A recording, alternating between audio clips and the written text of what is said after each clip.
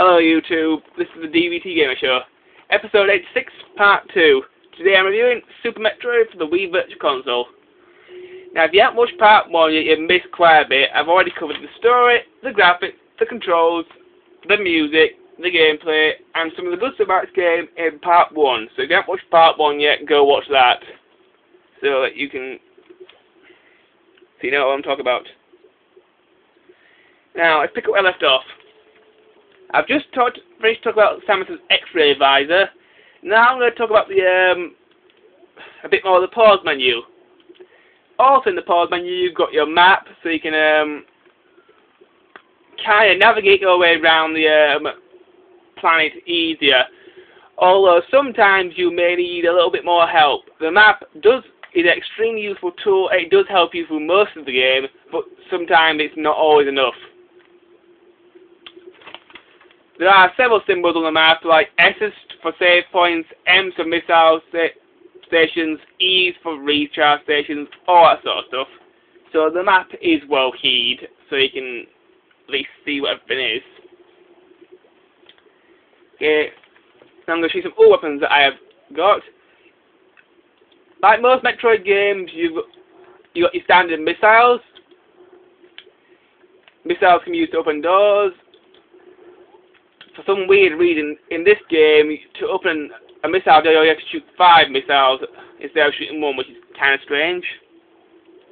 Other weapons you get your super missiles, which are extremely powerful. Then you get your super bombs, which practically eradicate everything in the entire room. And then a weapon that's made its first appearance in this game, I think, the grapple beam, which can be used to grab onto objects and also kill certain enemies.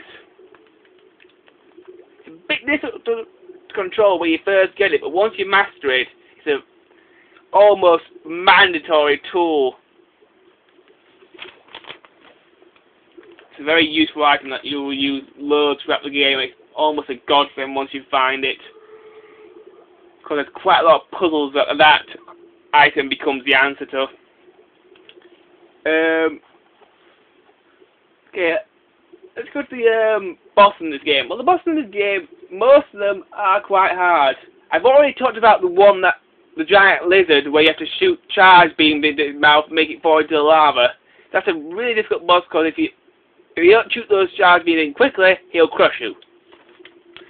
And the other really hard boss is the final boss itself, known as the Mother Brain. You can't even beat the Mother Brain until halfway through the battle, because after shooting the Mother Brain a few times, Samus gets hit by a massive beam and her health bar deflates to a very low level and she almost dies. In comes the Test Tube Baby Metroid, drains all the health out of the Mother Brain, completely almost paralyzes the bitch. Thank God that Metroid was there. Then for some strange reason the Mother Brain gets back up, smashes the hell out of the Baby Metroid, and then the Baby Metroid gives all its power to Samus, and you get the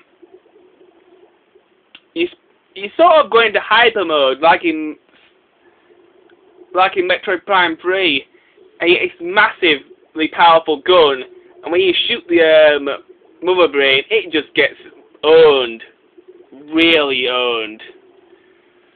So nobody misses Samus, I suppose. But most of the bosses are pretty challenging and really difficult to beat. Another thing that's really difficult and challenging about this game, but it's also good, are some of the puzzles. That's basically all the good stuff I can think of. Let's go to the bad stuff.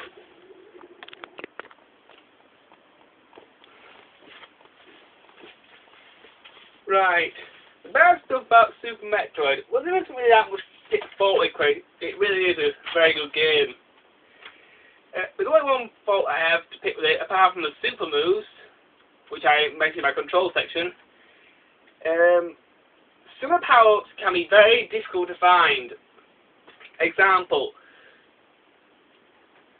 some of the power-ups you may spend hours and hours for looking for these things. And it can be a real bitch to collect everything in the game. There's even a secret ending if you happen to collect everything and imagine do this game under 3 hours. I don't see how it's even possible to beat this game in under 3 hours, even without collecting everything. Yeah, I suppose you could use the wall jump, but that's a very tricky move to do. One of the power-ups says this little robot that's a cutting machine that cuts through a wall so you can get the power-up.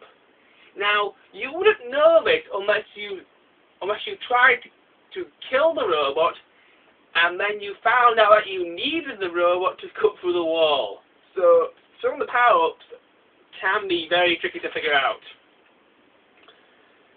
But other than that, it's a really good game.